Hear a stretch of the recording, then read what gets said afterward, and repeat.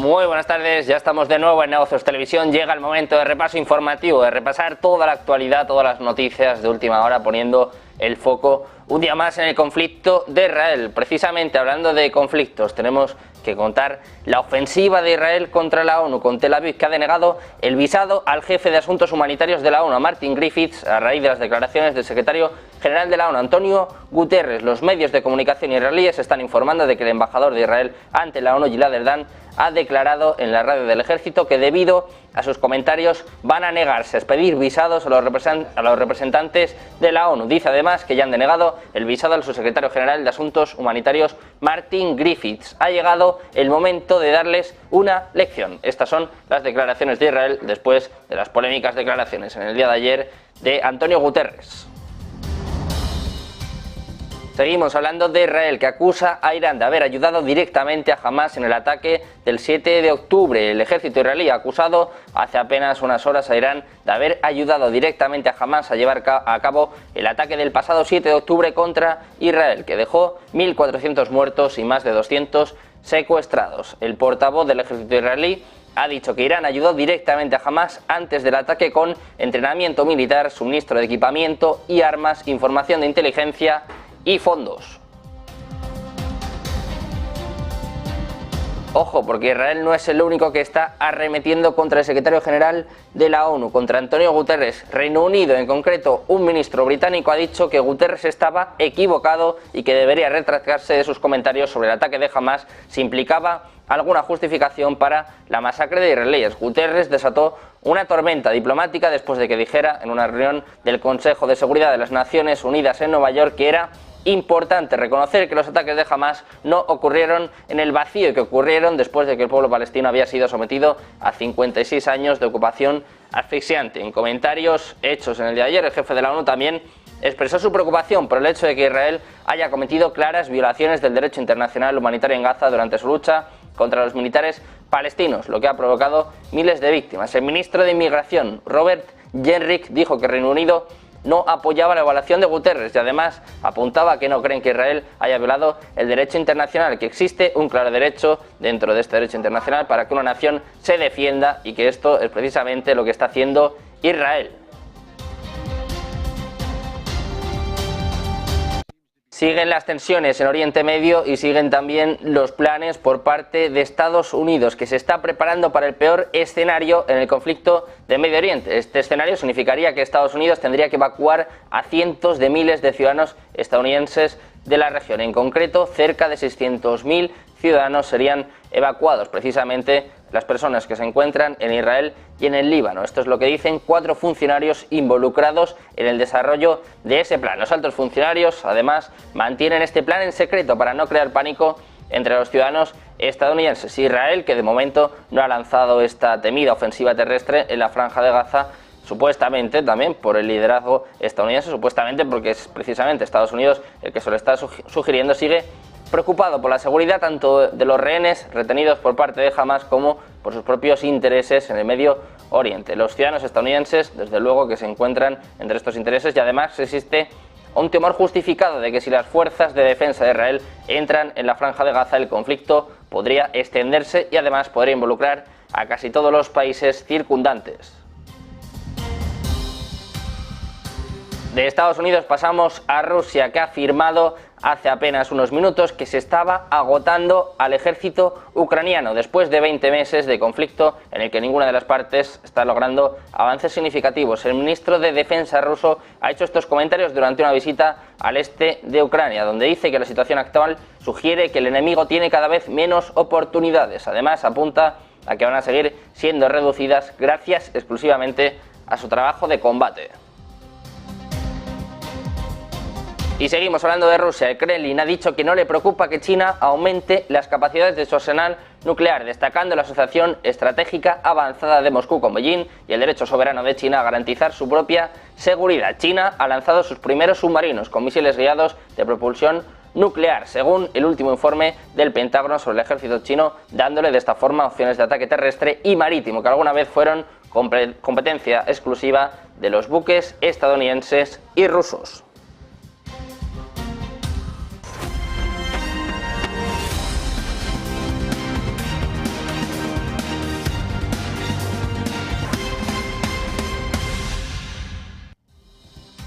Ya estamos en Negocios Televisión, llega el momento de la información, llega el momento de las noticias, de repasar toda la información y llega el momento de poner pues, un día más el foco en Israel, con las fuerzas de defensa de Israel que han dicho hace apenas unos minutos que estaban respondiendo al origen de un misil antitanque lanzado por terroristas en el Líbano. El misil apuntaba, según dice Israel, a soldados en la zona Abibim, cerca de la frontera entre Israel y el Líbano. De momento no se han reportado heridos en el lado israelí, según dicen las propias fuerzas de defensa de Israel, que además agregan que sus tanques y artillería estaban disparando hacia el origen del tiroteo en respuesta.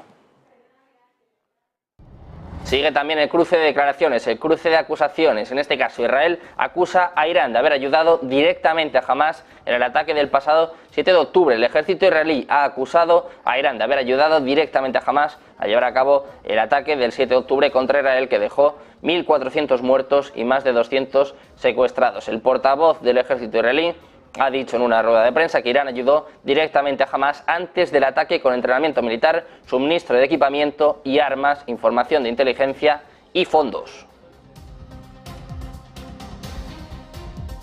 Seguimos con más noticias, seguimos hablando de Israel, que ha atacado a gran escala la infraestructura militar de Hamás en la Franja de Gaza, incluido túneles, cuarteles y almacenes de armas, aunque además ha terminado en este caso con la vida del comandante del batallón de Yan Yunis, Tausir Mubasher. Las fuerzas de defensa de Israel han confirmado que han matado al comandante del batallón Khan Yunis del norte de Hamás, a Taisir Mubasher, en un ataque aéreo en la Franja de Gaza. Según las FDI, Mubasher se desempeñó anteriormente como jefe de las fuerzas navales de Hamás y también ocupó varios puestos relacionados con la fabricación de armas del grupo terrorista.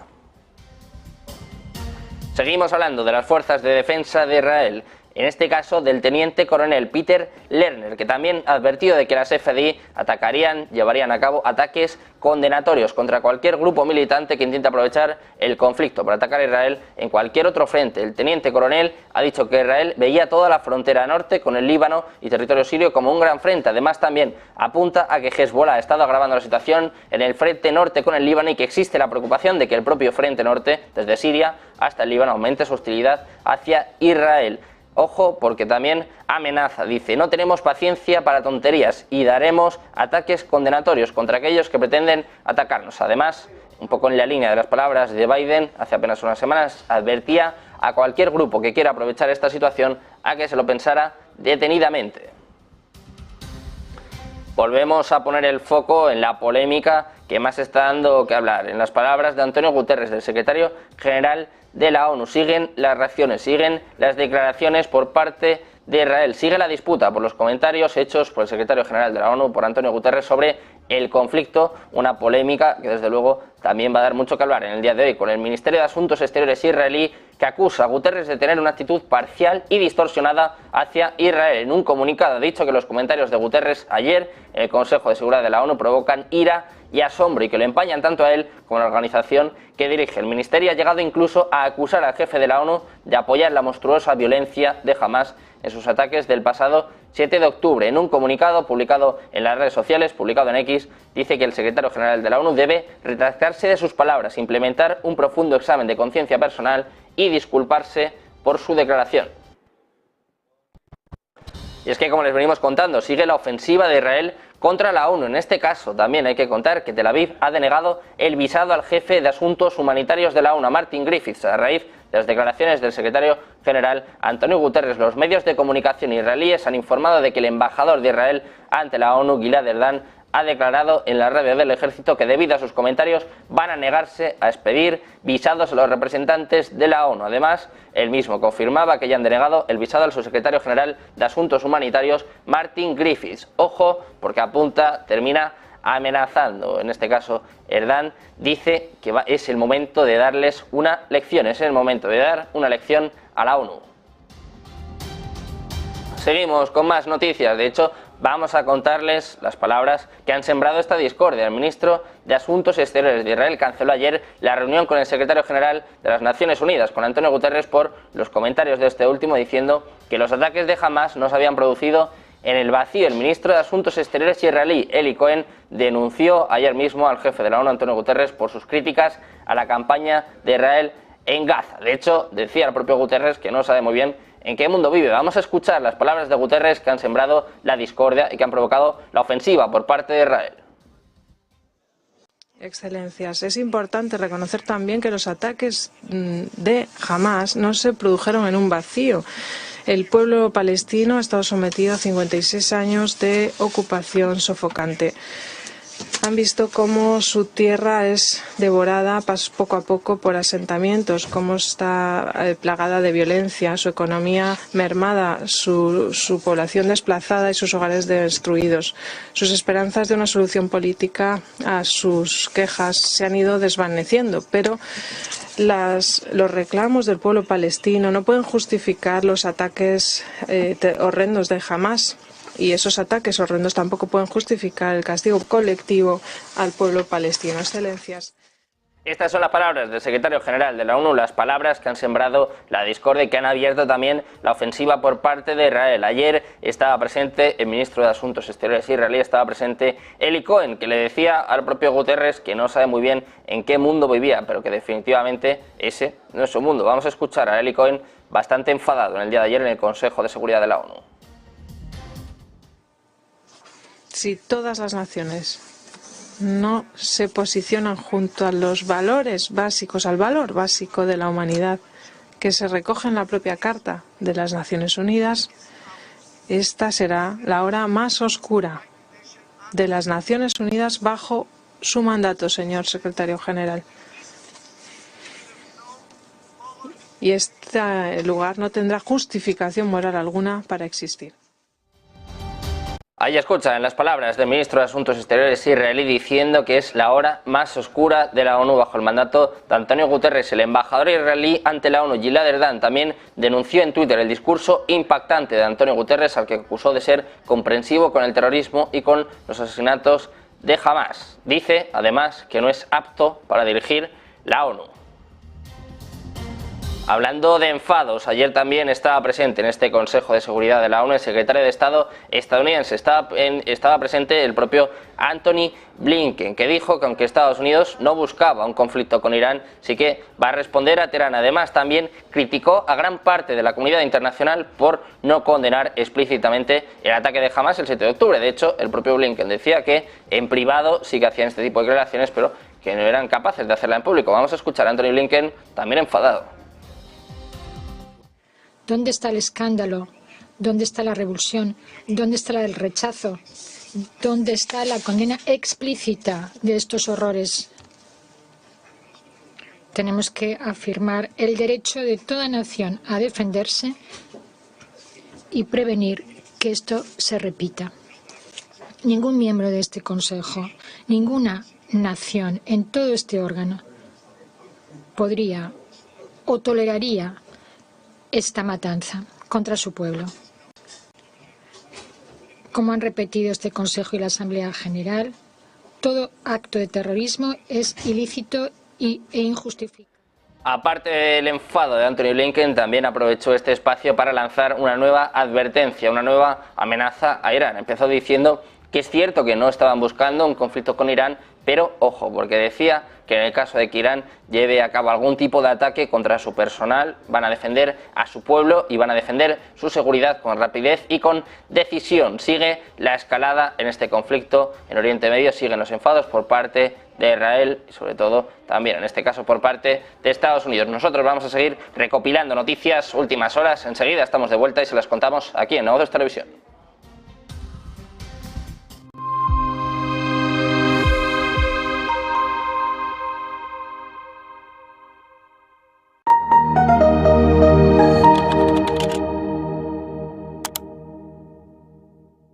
Para mucha gente, acertar es sinónimo de ganar. Pues en el trading no es así, pese a que la gran mayoría piensa esto. Vamos a hablar de operativa. Vamos a entrar de lleno en este nuevo módulo, el más importante para la Academia de Negocios Televisión, denominado módulo de operativa. Vas a descubrir cosas que ni te imaginabas que fueran a ser de esa forma. Descubrirás que por más que analices y aciertes lo que un precio de cotización puede hacer, no va a ser una garantía para que tu cuenta pueda crecer o tu dinero.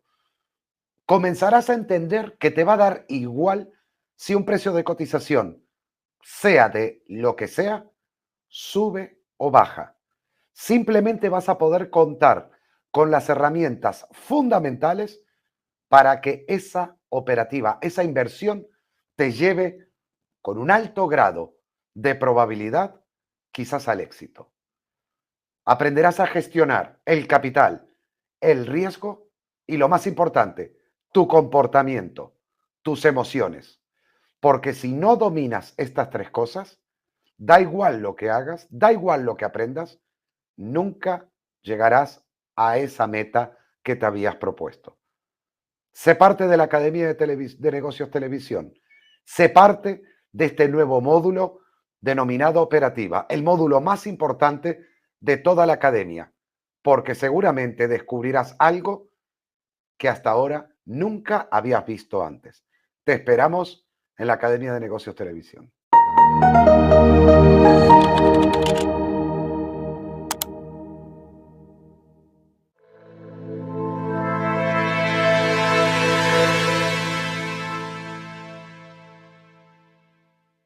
Ya estamos de vuelta en Negocios Televisión, seguimos con últimas horas, seguimos con noticias y seguimos también pendientes de IFEMA, pendientes del Global Mobility, pendientes de las entrevistas de nuestros compañeros. Conectamos con Javier del Valle, que nos presenta Javier González Martínez, su director general de Cartografía y Observación del Territorio, Dirección General del Instituto Geográfico Nacional. Nos vamos hasta IFEMA. Muy buenas tardes, nos encontramos en el segundo día del Congreso de Movilidad y Transporte Global Mobility y estamos acompañados de Javier González Matesanz, subdirector general de Cartografía y Observación del Territorio, Dirección General del Instituto Geográfico Nacional. ¿Cómo estás, Javier? Y muy buenas tardes. Muchas gracias. Pues es un placer tenerte aquí y lo primero, enseguida te voy a preguntar por tecnología, digitalización, me comentabas antes de entrar en directo, pero antes quiero saber qué tendencias estáis viendo en el transporte, cómo está evolucionando todo este sector de movilidad y transporte para el futuro. Bueno, precisamente el transporte está evolucionando hacia sistemas en los que, digamos, no existe tanto la propiedad del coche, sino el coche se utiliza como servicio. El ahorro que se consigue en huella de carbono es descomunal. Ese centrarnos en el usuario nos permite, o nos permitirá, mejor dicho, nos permitirá disponer de medios de transporte que permitan sobre todo la intermodalidad, es decir, que una persona salga de un portal y pueda calcular su ruta, la ruta que considere. Por ejemplo, la ruta que más bajo tenga la huella de carbono, la ruta que no le importe andar, o que le apetezca andar, o incluso la ruta más cercana que le deje a su destino. Eso implica organizar un montón de tecnologías, como puede ser el posicionamiento del vehículo autónomo, en el que también en el Instituto Geográfico Nacional damos servicio a ese posicionamiento, construimos la infraestructura que permite el posicionamiento del vehículo autónomo, o la representación de la infraestructura digital de transportes. No tenemos que olvidar que la movilidad como servicio depende de todo un ecosistema de aplicaciones y por debajo tienen que existir una serie de facilitadores. Estos facilitadores ponen la infraestructura pública, digital y la física de la carretera que todos conocemos, pero claro, necesitamos la infraestructura digital sobre todo para planear rutas y para ver el potencial de esa infraestructura física.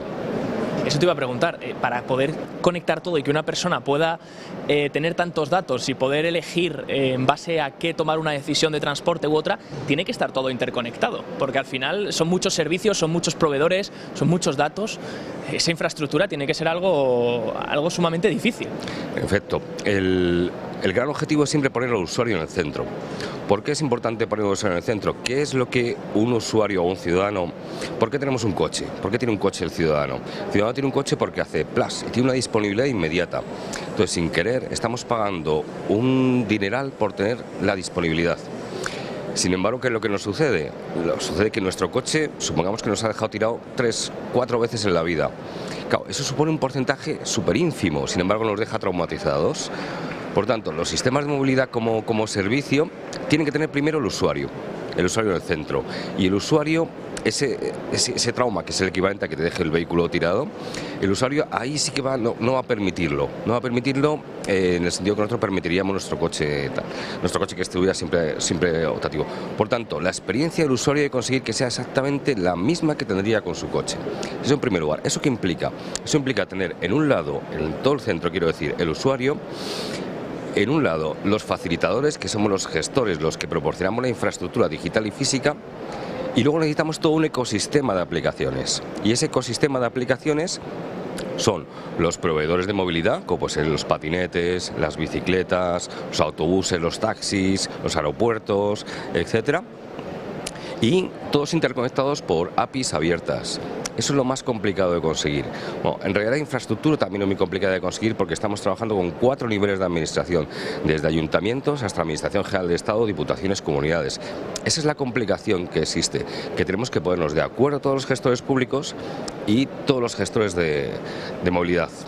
Entiendo, Javier, es complicado, nos descifras un poco cuáles son los pasos y suena difícil, pero entiendo también que una vez se logre y se pueda digitalizar y tener datos precisos de lo que hacen las personas y sobre todo los gustos también a la hora del transporte, esto va a permitir ser más eficientes, más sostenibles. Son una serie de beneficios, son bastantes, ¿no?, los beneficios. En efecto, fundamentalmente es al usuario le permitiría disponer, o sea, mejor dicho, no hacer un gasto en un vehículo privado, y si conseguimos que el usuario se mueva con la suficiente rapidez como equivaldría a este vehículo, es cuando tendría éxito. Eso implica también compartir, y es algo muy delicado, compartir los datos del usuario.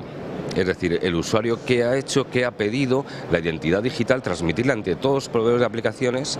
Entonces, el gran reto es conseguir compartir las preferencias de usuario, pero a la vez anonimizar al usuario.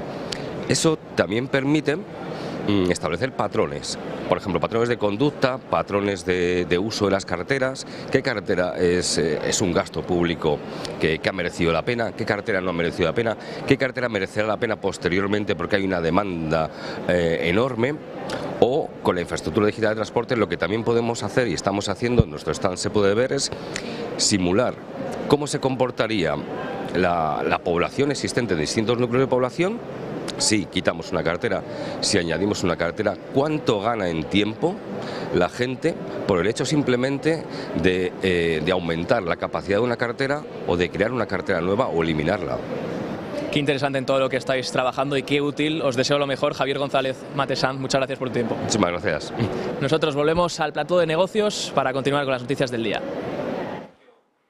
Volvemos con más noticias, con más últimas horas, volvemos con más cruces de declaraciones, más cruces de amenazas, en este caso también de culpa por parte de Irán. Ojo con esta noticia. El líder supremo de Irán, el ayatolá Ali Jamenei, ha acusado a Estados Unidos de dirigir los ataques que Israel ha estado llevando a cabo contra Hamas en respuesta al ataque del 7 de octubre. Jamenei ha dicho que Estados Unidos es un claro cómplice de los criminales, que Estados Unidos está de alguna manera dirigiendo el crimen que se está cometiendo en Gaza. Ha dicho que las manos de los estadounidenses estaban manchadas y que todos sepan que en este asunto y en los asuntos futuros la nación palestina sale victorioso y que el mundo futuro es el mundo de Palestina. Hay que recordar que Estados Unidos ha trasladado 2 portaaviones al Mediterráneo Oriental en una medida que, según afirma, tiene como objetivo disuadir a Irán y a Hezbollah del Líbano, ambos aliados de Hamas, sobre todo a la hora de involucrarse en la guerra entre Israel y Hamas. Siguen las amenazas, siguen las advertencias, sigue la escalada del conflicto, con Irán acusando ahora mismo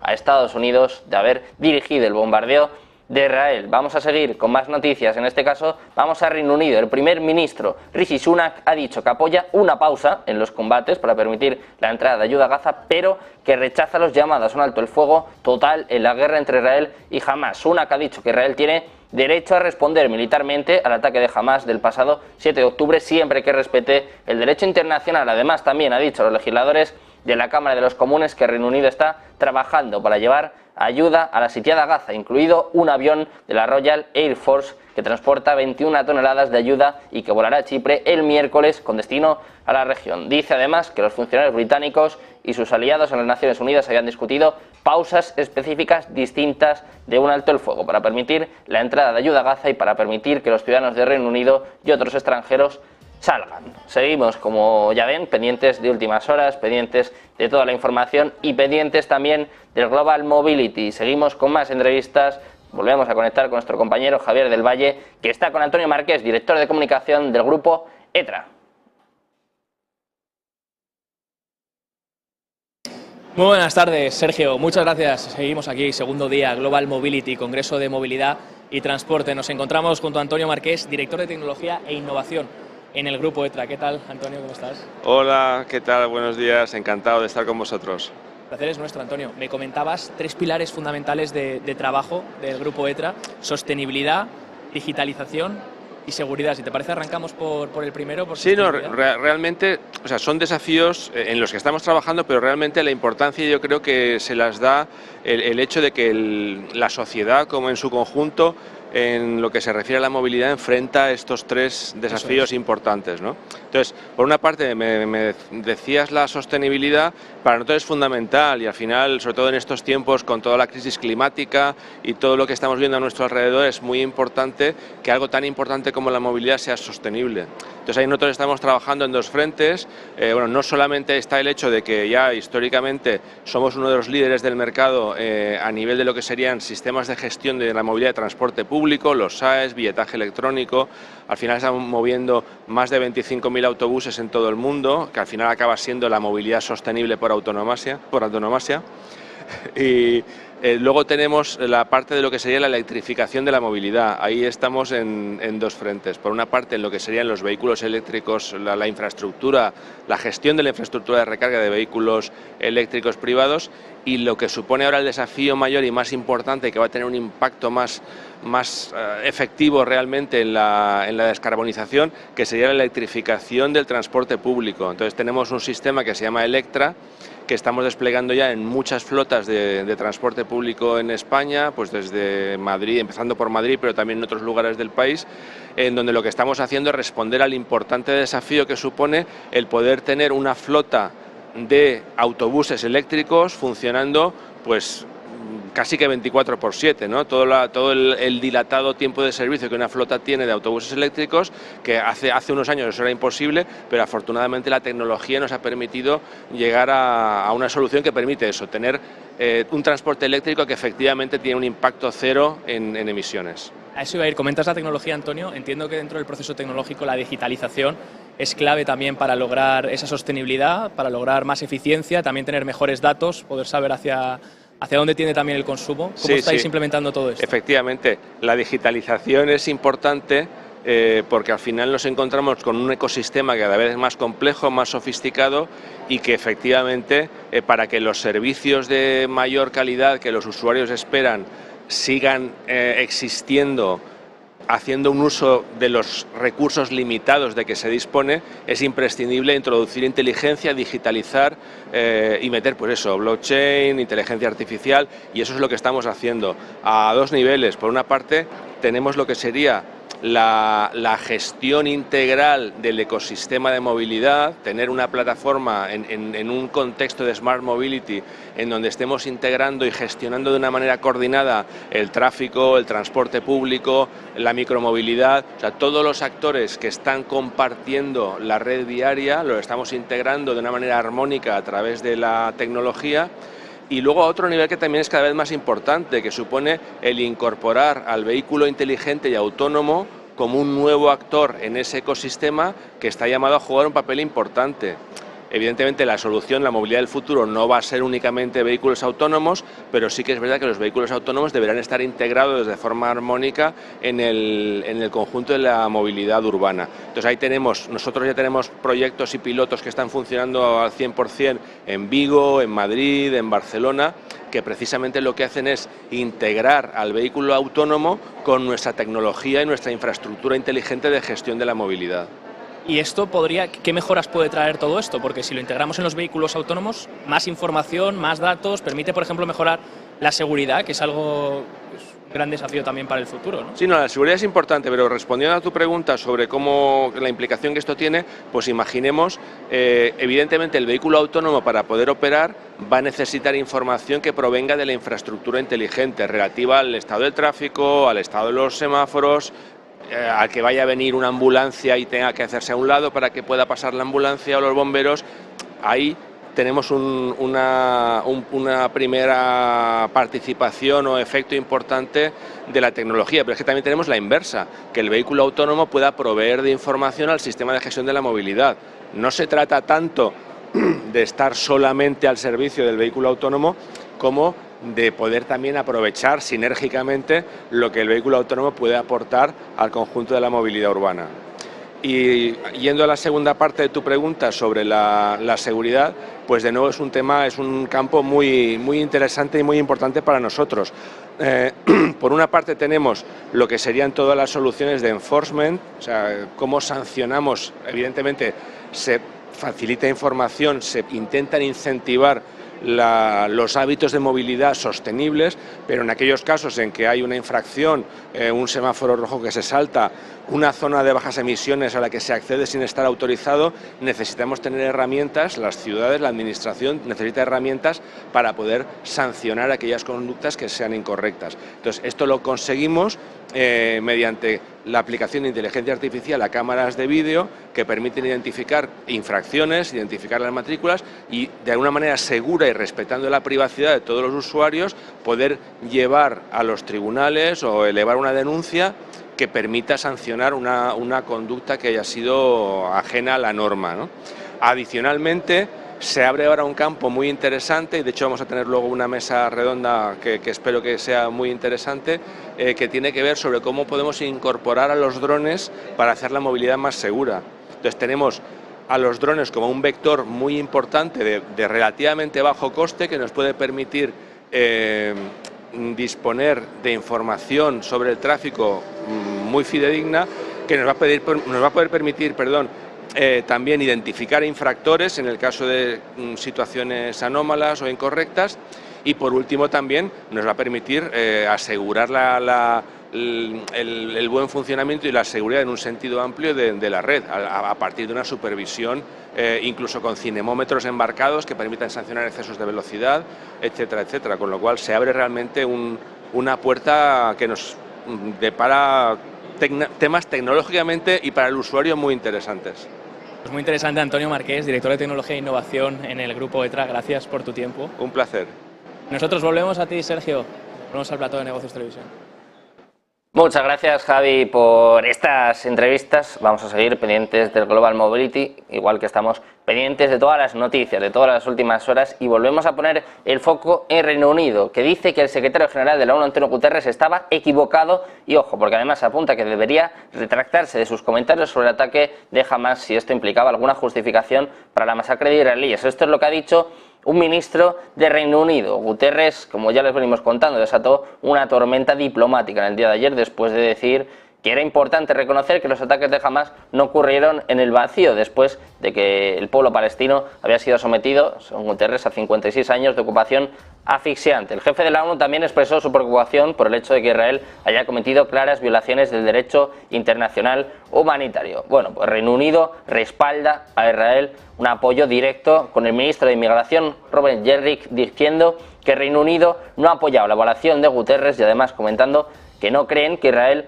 haya, en este caso, violado el derecho internacional. Dice que existe un claro derecho en el derecho internacional para que una nación se defienda y que eso es precisamente lo que está haciendo Israel. Estamos también pendientes de resultados aquí en España, pendientes de algunas de las empresas más importantes y de hecho hemos conocido en el día de hoy los resultados de Santander con el mayor beneficio de su historia. Y ahí tenemos desplazada a nuestra compañera Eva Villanueva que nos va a contar todos los detalles.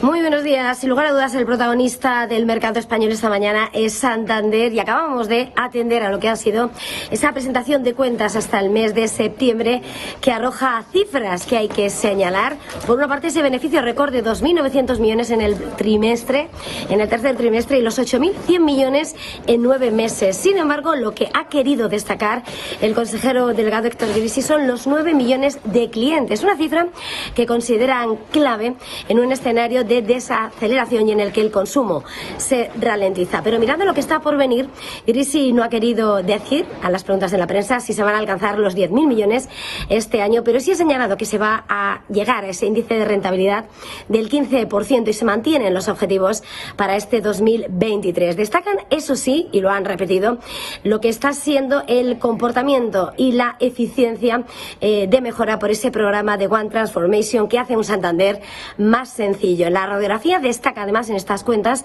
como Brasil vuelve a ser superado por España por segundo trimestre consecutivo en cuanto a su aportación a las cuentas generales, y en lo que ha señalado que si bien gusta que España saque músculo y arroje ese resultado, lo que quiere Santander es que compitan todos sus mercados y que den lo mejor y que crezcan.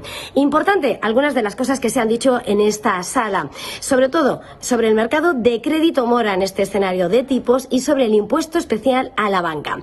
Importante, en provisiones y calidad de mora no ven ningún riesgo significativo y se apoyan ante el hecho de la fortaleza que se ve en el empleo, y no solo en España, sino en esos mercados en los que está presente Santander. De hecho, señala como en España mejora la mora en lo trimestral y que, aunque en México sube, solo se normaliza. Hablan así también de ese balance de riesgo medio-bajo. Y a la hora de explicar la caída del crédito, no deja de introducirse en la crónica macroeconómica y en esa política monetaria. Dice que el crédito decrece en tasa interanual y se justifica por esa política monetaria, además de apuntar que en Europa esa amortización anticipada de créditos hipotecarios también está siendo importante. Sobre el horizonte de tipos, dicen que ya en el Banco Central Europeo prácticamente se ha llegado al pico, o que como mucho habrá una subida más. Y por supuesto, importante, no ha querido pronunciarse el consejero delegado sobre ese proyecto de acuerdo entre el Partido Socialista y Sumar para volver a formar un gobierno, y lo que se ha dicho es que el Santander trabaja con todos los gobiernos. No ha querido valorar ese plan sobre la reforma laboral, pero lo que sí ha dicho y ha reiterado son las críticas al impuesto especial a la banca, denunciando una vez más que se centre en los ingresos y no en los beneficios. Pero importante, y lo más llamativo que ha dicho Héctor Grisi, es que no hay lugar a dudas que el impuesto al ingreso inevitablemente inhibe el crédito, y que si bien en este momento estamos en una parte del ciclo alto, no se ve un impacto significativo, pero evidentemente dice que si cae, que si el ciclo en el que nos encontramos cae es bajo, entonces ese impuesto a la banca sí golpeará al crédito. Pendientes de los resultados de Santander, han obtenido el mayor beneficio de su historia, nos lo ha explicado desde luego de la mejor forma posible nuestra compañera Eva Villanueva. Nosotros vamos a ir a una breve pausa, una breve publicidad, y enseguida volvemos con más noticias aquí en Negocios Televisión.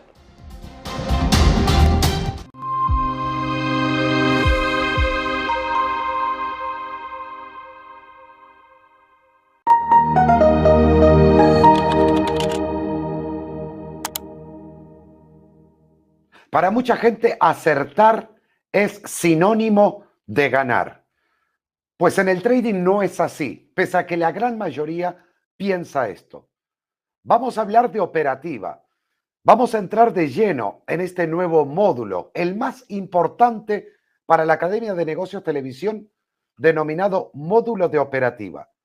Vas a descubrir cosas que ni te imaginabas que fueran a ser de esa forma. Descubrirás que por más que analices y aciertes lo que un precio de cotización puede hacer, no va a ser una garantía para que tu cuenta pueda crecer o tu dinero. Comenzarás a entender que te va a dar igual si un precio de cotización, sea de lo que sea, sube o baja. Simplemente vas a poder contar con las herramientas fundamentales para que esa operativa, esa inversión, te lleve con un alto grado de probabilidad quizás al éxito. Aprenderás a gestionar el capital, el riesgo y, lo más importante, tu comportamiento, tus emociones. Porque si no dominas estas tres cosas, da igual lo que hagas, da igual lo que aprendas, nunca llegarás a esa meta que te habías propuesto. Sé parte de la Academia de Negocios Televisión. Sé parte de este nuevo módulo denominado operativa, el módulo más importante de toda la academia, porque seguramente descubrirás algo que hasta ahora nunca habías visto antes. Te esperamos en la Academia de Negocios Televisión.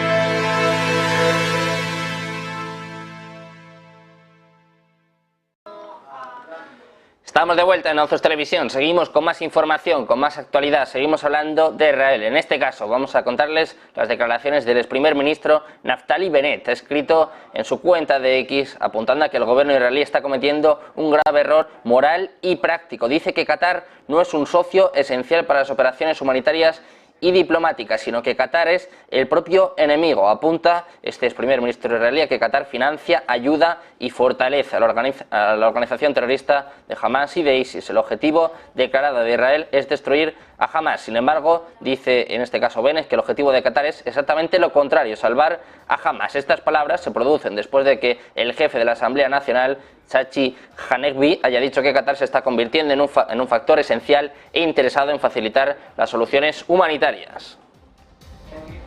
Precisamente ponemos el foco en Qatar. El ministro de Relaciones Exteriores qatarí ha dicho que siguen las negociaciones con Hamas sobre las más de 200 personas que tomó como rehenes en el ataque del pasado 7 de octubre. El jeque Mohammed bin Abdulrahman Al Thani, que también desempeña su papel como primer ministro de Qatar, ha hecho estos comentarios en el día de hoy, apuntando a que en cuanto a los avances en la negociación de los rehenes todavía están en curso, pero dice que si comparamos dónde empezamos y dónde nos encontramos ahora, hay algunos avances y que van a mantener la esperanza. Además, añade que las negociaciones aún están en curso y en cualquier momento cree que si son capaces de llevarse bien entre las dos partes, veremos algunos avances.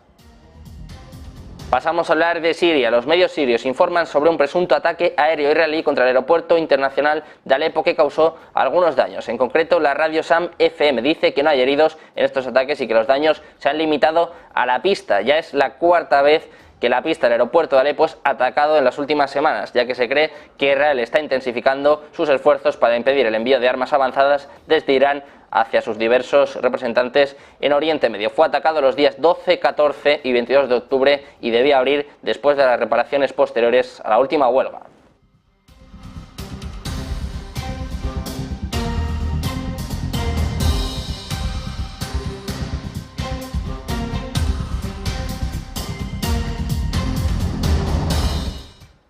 De Siria pasamos a Estados Unidos. Vamos a hablar del plan de emergencia de Estados Unidos, un escenario que significaría que Estados Unidos evacuaría a cientos de miles de ciudadanos estadounidenses en Oriente Medio, en concreto 600.000 personas que se encuentran entre Israel y el Líbano. Los altos funcionarios estadounidenses indican que tienen este plan en secreto para no crear pánico entre los ciudadanos estadounidenses. Hay que recordar, eso sí, que Israel de momento no ha lanzado esta ofensiva terrestre en la Franja de Gaza, supuestamente por el liderazgo estadounidense, que está preocupado por la seguridad tanto de los rehenes retenidos por Hamas como por sus propios intereses en el Medio Oriente. Luego entre ellos se encuentran, por supuesto, los ciudadanos estadounidenses. Además, existe un temor justificado de que si las fuerzas de defensa de Israel entran en la Franja de Gaza, podría provocar que el conflicto se extendiera a más regiones y que involucrara a casi todos los países circundantes.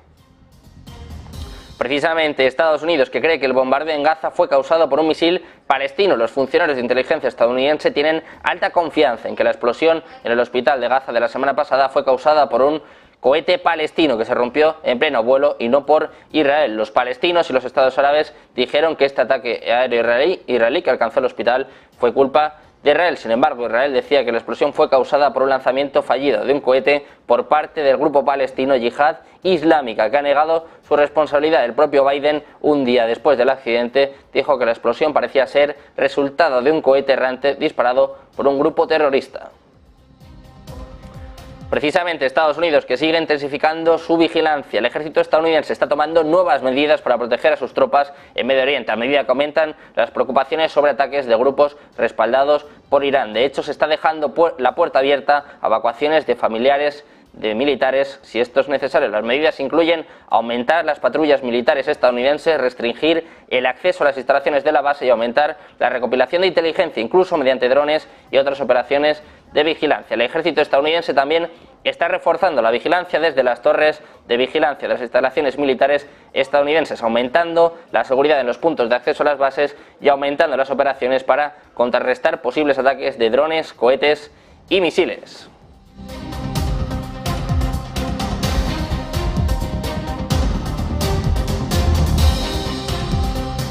Enseguida seguimos con más noticias, con más últimas horas. Una breve pausa y volvemos.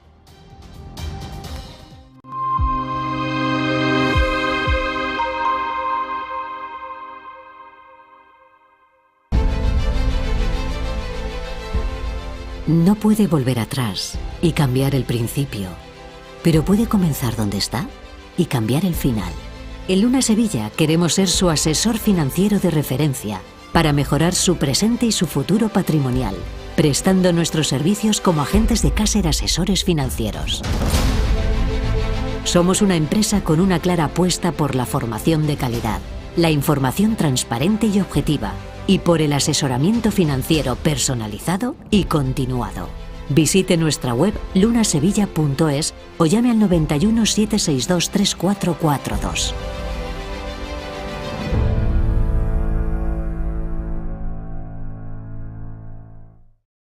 Ven al Torreón. Estamos en El Pardo, un espacio único en plena naturaleza. Disfruta de momentos de desconexión mientras saboreas la mejor gastronomía. Disponemos de 7 amplias terrazas y salones para todo tipo de eventos. Degusta nuestros exquisitos platos acompañados de una selecta bodega de vinos. A tu servicio, un gran parking y zona infantil. Abierto los 365 días del año. Cocina ininterrumpida desde las 10 de la mañana hasta las 12 de la noche. Haz tu reserva.